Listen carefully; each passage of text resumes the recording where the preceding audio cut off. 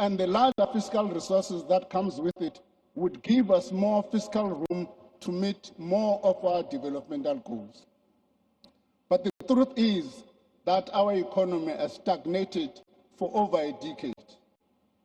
In that time, GDP growth has averaged less than 2%, far below the level required to meet our expanding list of needs. In 2024, the economy grew by only 0.6%. Over the medium term, GDP growth is projected to average 1.8%. To meet our goals of redistribution, redress, and structural transformation, the economy needs to grow much faster and in an inclusive manner.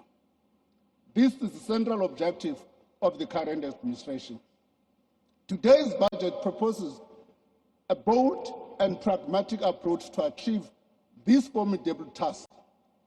It calls for macroeconomic stability supported by sound fiscal policy, for the deepening of structural reforms to remove the obstacles to growth and job creation, and for scaling up infrastructure to unlock the productive capacity of the economy while building a capable state that supports all these efforts.